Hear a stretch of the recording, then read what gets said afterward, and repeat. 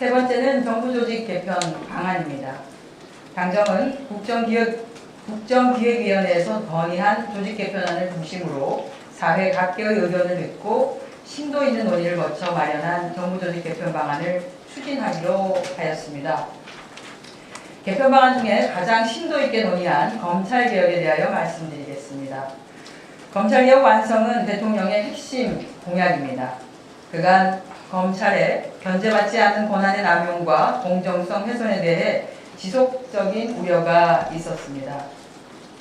특히 선택적 수사, 기소 편의주의 등은 국민 불신의 주된 원인으로 작용해 왔습니다. 이에 따라 검찰청을 폐지하고 공소의 제기와 유지, 영장 청구 등을 수행하기 위해 법무부 장관 소속으로 공소청을 신설하는 한편 부패범죄, 경제범죄 등 중대범죄에 대한 수사를 수행하기 위해 행정안전부 장관 소속으로 중대범죄수사청을 신설하겠습니다. 보다 구체적인 검찰개혁 방안을 위해 국무총리실 산하 범정부 검찰개혁 추진단을 구성하고 이후 당정대의 긴밀한 협의를 거쳐 빠른 시일 내에 안을 마련하도록 하겠습니다. 당정은 오늘 협의 결과를 토대로 의원 입법을 통해 조속히 정부조직법 개정안을 제출하고 추석 연휴 이전에 정부조직 개편안을 시행하기 위하여 이달 말에 법안이 통과되도록 노력하기로 하였습니다. 정부조직 개편에 특별히 야당의 적극적인 협조를 부탁드립니다. 자세한 정부조직 개편의 취지 그리고 내용은 행정안전부 장관께서 말씀해 주시겠습니다. 네, 다음으로 윤호중 행정안전부 장관이 정부조직 개편 방안에 대해 발표하겠습니다. 네, 행정안전부 장관 윤호중입니다. 새 정부 정부조직 개편 방안에 대해 국민 여러분께 말씀드리겠습니다. 이번 정부조직 개편은 국민이 원하는 핵심 국정과제를 이행하고 새 정부 국정 목표를 뒷받침하기 위한 첫 단계로 정부 부처 기능을 효율화하고 기후위기, AI 대전환 등 복합 문제를 다룰 기반을 구축하는 것을 목표로 하였습니다. 구체적인 개편 방안을 설명드리겠습니다.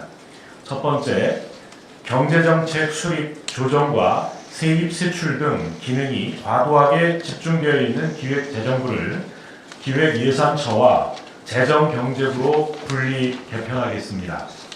먼저 국무총리 소속으로 기획예산처를 신설하고 장관을 국무위원으로 고임하도록 하겠습니다.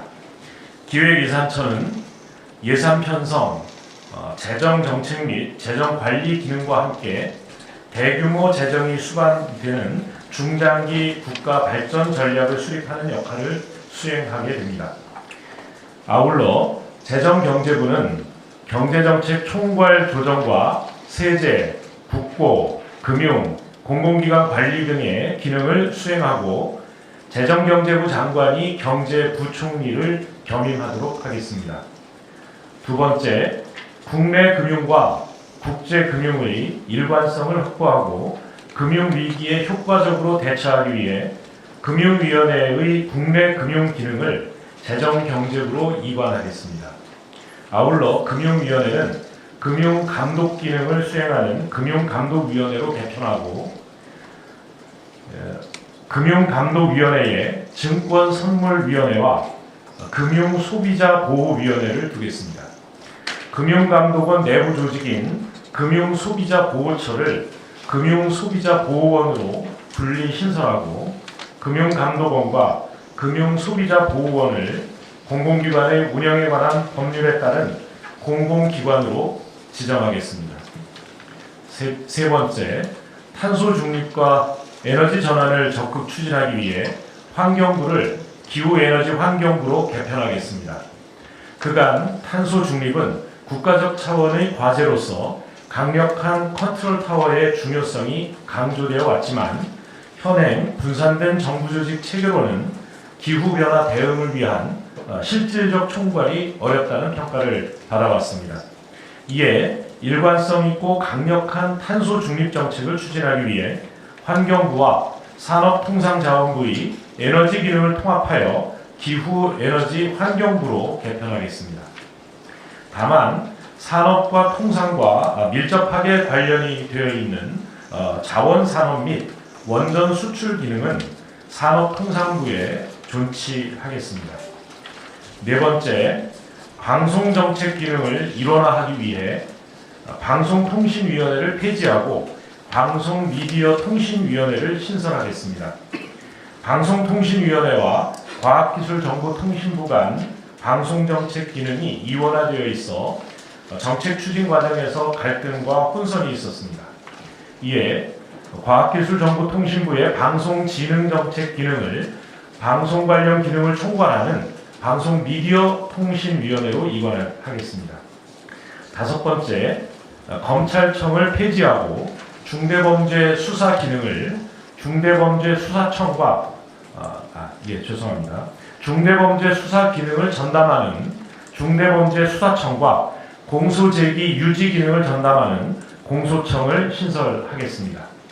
여섯 번째, 인공지능 거버넌스 체계를 강화하기 위해 과학기술과 인공지능 분야를 총괄 조정하는 과학기술부총리를 신설하고 과학기술정보통신부 장관이 부총리를 겸임하겠습니다.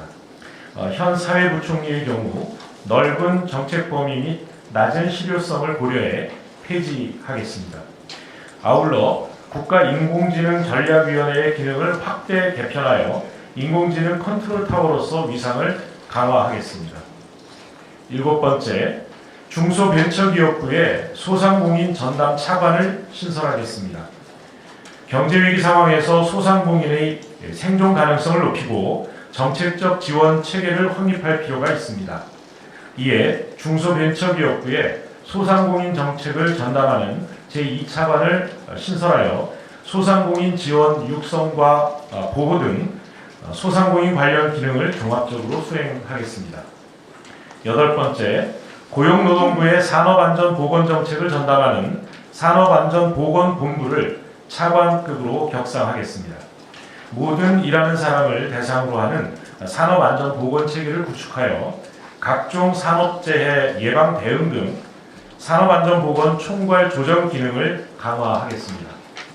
아홉 번째, 국가통계의 총괄 조정 및 통계 데이터 관리 기능을 강화하기 위해 통계청을 국무총리 소속 국가데이터처로 승격하겠습니다.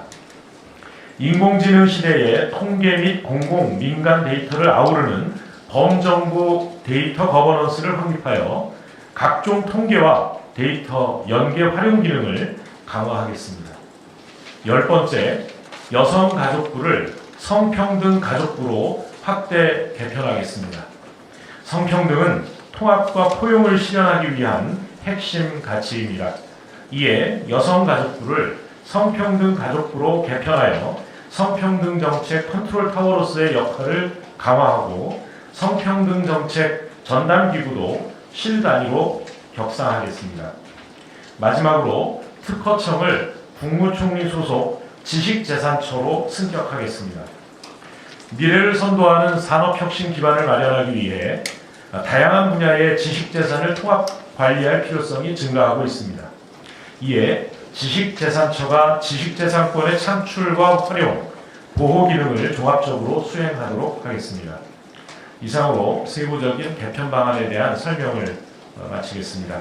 이와 같은 내용을 담은 정부 조직 개편이 완료되면 중앙행정기관 규모는 현행 19부 3처 20청 6위원회에서 19부 6처 19청 6위원회로 바뀌게 됩니다.